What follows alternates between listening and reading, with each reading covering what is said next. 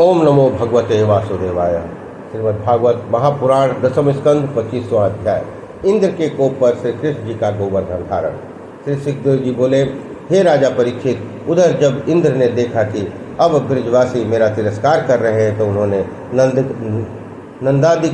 नंदादिकों को अपना शत्रु समझकर अत्यंत ही कोप किया और प्रलयकर्ता बादलों के मुख्य सावर्तक नामक मेघ को बुलाकर यह आज्ञा दी कि तुम अपने सहायकों सहित ब्रिज में घोर वर्षा कर उन्हें डुबो दो, क्योंकि नंदादिक गंवारों ने गौवों के चरवाहे कृष्ण को पाकर मेरी पूजा बंद कर मेरा अपमान किया है।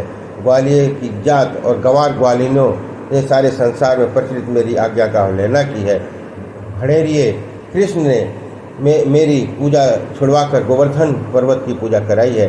अब उनकी कुशलता तभी है जब मेरी पूजा दे, नहीं तो नहीं। अब मैं उन्हें अवश्य ही नष्ट कर दूंगा।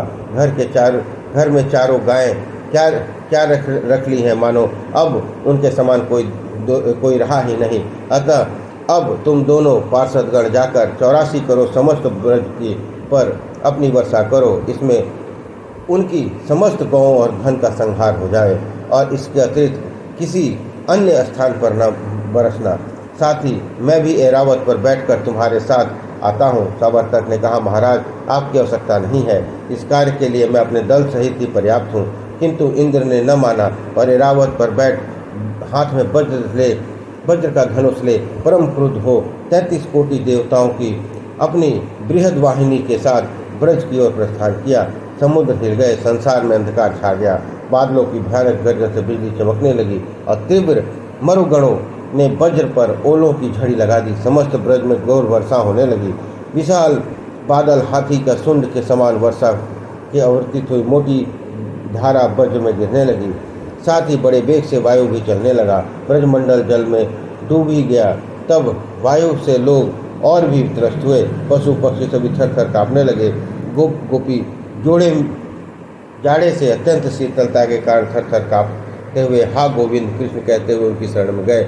घोर वर्षा से गाय सिर नीचा की अपने बछड़ों को अपने पेट के तले लेकर थर कांपने लगी।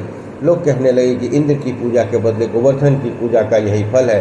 गोपी कृष्ण के चरणों में गिरकर उनकी रक्षा करने की प्रार्थना करने लगे। कितने ही प्रकार से गोपाल, गोविंद, नंदलाल, गोपीनाथ, ब्रजनाथ कर उनका अभिनंदन किया। गोपियों ने अनेक प्रकार से उनको अवतरित कहकर राम, परशुराम, नरसिंह, वामन भगवान की उपमाएं दी और कहा, जिस प्रकार इन अवतारों में श्रीहरि ने अपने भक्तों का उद्धार और संरक्षण किया है और उसी प्रकार अब ये भी भगवान नंद जी के गृह में आकर गोकुल का सर्वतोमुखी रक्षण या भक्त संहार करेंगे। किसी अन्य गोपी ने कहा, नहीं, ये यशोदा का पुत्र नहीं है, यह पहले वासुदेव देवकी के घर जन्मा था और अब इसने अपने माता पिता की विपत्ति न दूर की और उन्हें ही सुख न दिया तो हमें क्या सुख देगा। दूसरी गोपी ने कहा, यह तो अपने सुख का साथी है, उसको दूसरे के दुख से क्या ज्ञात होगा। अरे हमारे भाग में विधाता ने ऐसा ही लिखा था। तीसरी ने कहा, यह सब गोवर्धन की पूजा का फल है। चलो ये से चलकर कहें कि यह सब तुम्हारे पुत्र की करनी है, जो ओले से मारे हम अपने सबके प्राण जा रहे हैं। श्री सुखदेव जी कहते हैं, हे राजन, ऐसा निश्चय कर सब यशोदा के पास गईं और उपरोक्त बहुत सी बातें कह सुनाई। यशोदा ने कहा, भगवान का नाम लो, इसे गज का ग्राह ने छुड़ाया और प्रहलाद को अग्नि से बचाया है, वही हमारी सहायता करेगा।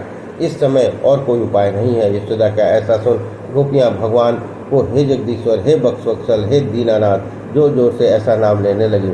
हे प्रभु, इस वर्षा से हमें बचाइए। इधर जब अतिवृष्टि के कारण पर्वत की बड़ी बड़ी शिलाएं टूटकर गिरने लगी, तब अपार जल चढ़ गया। तब श्री कृष्ण जी को ज्ञात हो गया कि यह सारा उपद्रव इंद्र का है। अपनी पूजा न पाकर हम पर क्रुद्ध हो ब्रज का नाश करना चाहता है। अतः उन्होंने श्री कृष्ण जी ने निश्चय किया कि मैं अपनी सामर्थ्य से इसका उपाय करूँगा। मेरे रहते इंद्र को ऐसा गर्व क्यों हुआ है। फिर जब लोगों ने मुझे गोकुलनाथ और ब्रजनाथ इत्यादि कहकर मेरी भक्ति की, तो मुझे गोकुल की रक्षा करनी भी चाहिए। बेचारा इंद्र तो क्या है, ब्रह्मा रुद्र भी मेरे भक्तों को और आंख उठाकर नहीं देख सकते। उनकी रक्षा तो मैं अपने संकल्प मात्र से कर सकता हूँ।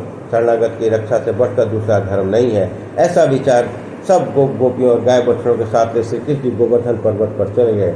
और उसे अपनी अद्भुत शक्ति से उखाड़कर अपने बाएं हाथ की कानी उंगली पर रख सारे ब्रजमंडल पर छतरी के समान तान दिया और ब्रजवासियों से कहा कि अब आप सब लोग इसके नीचे रहिए और कोई यह न समझना कि मेरी उंगली से नीचे गिर जाएगा। यह सब बाबा नंद का प्रभाव है और इससे मेरा कुछ पराक्रम नहीं है। यहाँ पवन यानी पानी का कुछ भी खटका नहीं है। लोग श्री कृष्ण द्वारा उंगली पर उठाए हुए गोवर्धन पर्वत के नीचे गड्ढे में चले आए। उस समय सभी श्री कृष्ण के मुख की ओर देख रहे थे, जिसके किसी को कुछ भूख प्यास न लगती। लाखों मनुष्य और अनन्य गाय बछड़े गोवर्धन पर्वत के नीचे सुखपूर्वक जा ठहरे। न किसी को स्थान की कमी हुई न कष्ट। परंतु जब दूर से बहकर जल गोवर्धन पर्वत के नीचे आने लगा, कृष्ण ने सुदर्शन चक्र को आज्ञा देकर उसका भी आना बंद कर दिया। सुदर्शन चक्र गोवर्धन के ऊपर और नीचे और चारों ओर अपनी प्रभाव से इंद्र की जलधारा को रोकता रहा। फलतः एक बूंद भी जल ब्रज में न घुसा। इससे इस समय पर्वत के नीचे से कृष्ण जी के मुख चंद्र के समान प्रकाशित हो रहा था, जैसे पूर्णमासी में चंद्रमा प्रकाशित हो।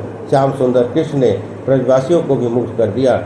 परंतु जहाँ और लोग इतने आनंदित थे, वहाँ यशोदा का चित्त उस समय महाव्याकुल था और वे कृष्ण की ओर देख कर नंद जी से कहती, खड़े खड़े क्या देखते हो? मेरा फूल सा कोमल 7 वर्ष का कुमार इतना विशाल पर्वत उठाया है और सब लोग देख रहे हैं। कोई हाथ भी नहीं लगाया, परंतु तुम तो उसे सहारा दो। बड़े दुख की बात है, आज 4 दिन हो गए मेरे पुत्र के मुंह में एक दाना अन्न भी नहीं पड़ा है। यदि कुछ हो गया तो उसके पूत कहूँगी, किसके पूत को पूत कहूँगी? अरे दाऊ, यह तो तेरा छोटा भैया कन्हैया बात बात में तेरा सहायक होता है। अब तू भी तो इसकी सहायता कर। फिर नंदरानी शिव पार्वती को मनाने लगी कि भला हो मेरे पुत्र की सहायता करो, मुझ गरीबनी से यही एक पुत्र है। यह सुन बलराम जी ने लोगों को कहकर पर्वत को उनके हाथ का सहारा दिलाया और यह भी कहा कि श्री कृष्ण के प्रभाव से ऐसा तो क्या करोड़ों पर्वत भी उठा ले तो नहीं गिर सकेगा। फिर तो सभी लोग ने अपनी लुटकियाँ लगाईं, किसी ने सिर लगाया। तब यशोदा को संतोष हुआ। 7 दिन तक कृष्ण जी इसी प्रकार से उस पर्वत को धारण किए रहे और वहाँ से तिल भी न हटे। इंद्र जल बरसाते बरसाते थक गया। प्रलय की समस्त बादल विलीन हो गए। श्री कृष्ण ने कहा, योग बल से इंद्र को चकित कर दिया। इंद्र ने सारा अभिमान चकनाचूर हो गया। वह अपनी प्रतिज्ञा के अवज्ञा से बहुत व्याकुल हुआ।